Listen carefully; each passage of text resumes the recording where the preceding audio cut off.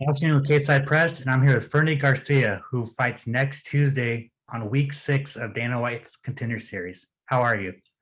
What's up, Alex? Thanks for having me. I'm good, man. What about you? Good, man. I'm good. I'm stoked to see you fight. So you're 6 days out. How are you feeling? Feeling great, man. Feeling finally entering fight week. I'm feeling great, man. I'm just so ready for this. You have no idea. All right. So you find out last week that Paul Capallo is out of your fight. What is your initial feeling? Uh, you know what? Honestly, at this point in my career, I was ready to fight whoever. So even though they're completely different fighters and different matchups, different game plans, when I got the call, I told coach, I'm like, man, I don't care if it's Paul, if it's Josh, if it's in Vegas, if it's in Mississippi, if it's in New Jersey, man, just line them up, bro. Line them up. I'll fight whoever at this point.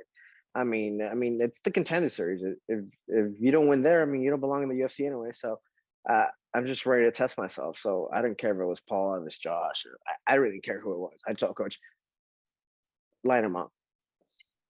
I mean, were you scared that you might not be able to fight, or were you confident that you were going to get a new opponent no matter what?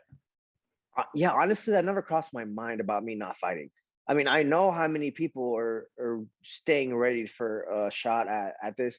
And I know there's only five fights in the card, and it'd be a big deal to pull the entire fight off. But um, I was confident I was gonna get a fighter, and I did right away. And I mean, were you kind of bummed that because I know you were looking forward to fighting Paul because he's gone viral a couple times. So I was were you kind of bummed that he pulled out?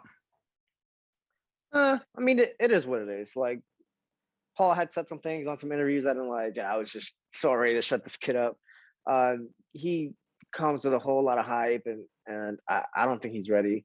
I don't think he was gonna be ready to fight me. I think I was gonna break him and take all his hype and all his following and stuff like that. But man, like I said again, man, light him up. It is what it is.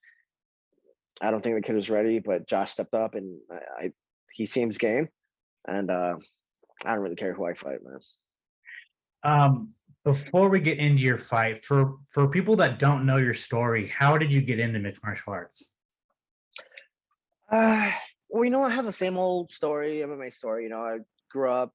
Well, I'm Mexican family, so I grew up boxing. I was boxing since I was a little kid, and then since in high school, I started more into grappling, jiu-jitsu, wrestling, and once I got out of high school, of course, I wanted to stay competing, and I realized like, yeah, man, I've been boxing for quite a while. I'm a great grappler, and I just went straight into fighting. It was always really in my blood.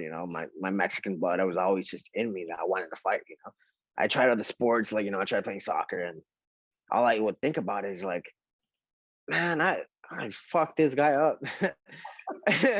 We're in a soccer game. We're in a soccer game, and I'd be thinking, man, I would just fuck you up. So it was just always in my blood. I was always wanting to fight. I'm Mexican. That it is what it is. But I've grown into grappling. I diverted from boxing to jiu-jitsu and grappling, and that became my base of fighting. But now 10 years later, I'm super well-rounded everywhere. I've been doing all of them for over 10 years. Sure, for sure, man. Pete, and then also people might not know that you fought on the infamous Chuck versus Tito III fight card. Um, how was that experience? Oh, that was a great experience. It was actually pretty packed. Like it was when I fought, there was it seemed like 10,000 people there when I fought. It was a great experience. There was also backstory to that. To that fight. My guy pulled out at 135 also, and they had to find like a replacement. That like 2 days before the fight, and they ended up finding a guy that was supposed to fight on that same day, just in another car in California, and he was a 45er, and he showed up like at 150, and I showed up like at 135. But I'm like, man, that's a big show. Let's do it. And it is what it is. But yeah, it was an awesome experience. So I fought under pretty bright lights. LFA main cards. Golden Boy. So I'm not really nervous about this fight. Also, why don't you have a nickname yet? Uh, I don't know. You know what? I never. They never gave me one. I just didn't want to like put a nickname on myself and be all weird and kind of just force it on myself. I just honestly thought. I mean, there's some cool nicknames out there. Don't get me wrong. I just thought giving myself a nickname would be kind of dorky. So I was like, yeah, I'm at the time I was like, man, I'm already 28 years old, 29 years old. I'm not. I don't think I need one. Makes sense. Makes sense. I mean, and Fernie's, it's unique. I mean, Yeah, I mean, people can call me Fernando. That's my real name, Fernando. But people do not want to call me right, right. All right. So Joshua Wiens, did you know about him before he was offered to you? that. No, I never heard of the guy. And I usually have a pretty well understanding of all the guys out my weight class. Um, but I guess he used to fight at 145, so I never really kind of ran across him or his profile or anything like that. He fought at 45, and I think so. I never really ran across him. He's ranked at featherweight and lightweight, so never really ran across the guy. So no, he's new to me. Never heard of him or any of his fights. I mean, so you've had just about a week to kind of study him. What do you think of the matchup? I like the matchup. I think, like I said, I've been doing every wrestling, grappling, boxing, everything for over 10 years. I've been uh, at Fortis MMA for 4 years with Coach Safe and that super team there. So I think I'm prepared anywhere against anyone really. The matchup doesn't really matter. Um, do you have a prediction? I just know I'm gonna win. Um, I'm not gonna get crazy with predictions. I just know I'm gonna win, man. I have to win. I'm not trying to sound cocky, but I mean, I'm willing to die in there, man. I've worked since I was 17 years old for this, and it's 12 years of hard work and full-time training, and he's really gonna have to kill me to get me out of there. And this is my life, man. I've gone all in the last 5 years. I've gone absolutely all in, all eggs in this basket. This is my entire life. So uh, he's really gonna have to kill me, get me out of there. So it's gonna be tough for him.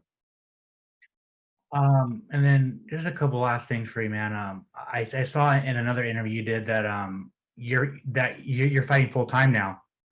Mhm. How does it feel to be a full time fighter? Feels great. It feels great.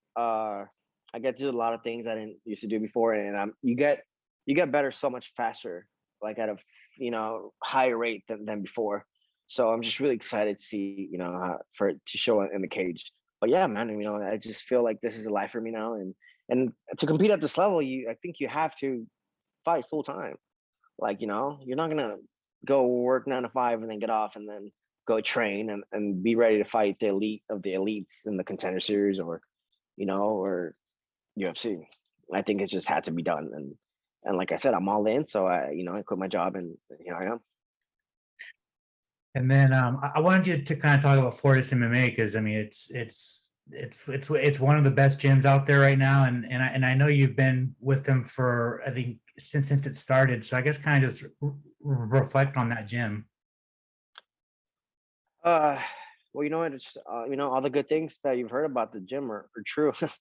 Just everything you've heard, man, is true. Like Coach Saves, I truly believe he's the best coach in the world. I truly believe I have a big advantage with him in the corner. Um, I have the best teammates in the world. There's, that's why I don't really care what opponent I get or how many people pull out. I have all styles at the gym. Like I go with top UFC guys every single day. But we really are like a family in there. It's all business, but we are like a family. And Coach Safe, he runs a tight ship, so he makes sure everything's done right, and perfection is a goal, really. Who's your main training partner? Uh, I would say Miles Johns. Me and Miles Johns go at it a lot. We have a couple. Damon Jackson's always there for me. Peterson, Austin Lingo. We're all pretty much the same weight, but I would say Miles Johns.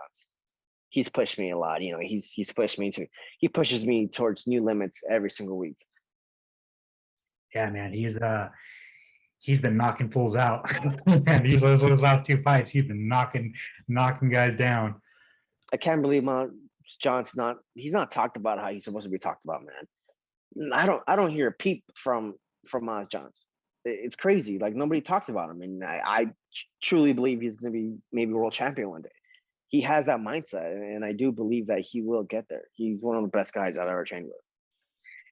I, you're not lying. You're not lying, man. He isn't on people's tongues yet, and I don't know. I don't know what that is. I mean, could be that just that Yeah, you bantamweight. know that division is super stacked, of course, for sure. It's division super stacked. But there's guys that like outside the top 15 that you got Randy Costa, you got Adrian Yana, all these guys, that have all this hype. And Miles, it's just nobody really kind of just talks about him. But I mean, that's fine. He's gonna keep knocking guys out until he gets to top 5 in the world championship. Um, yeah, totally.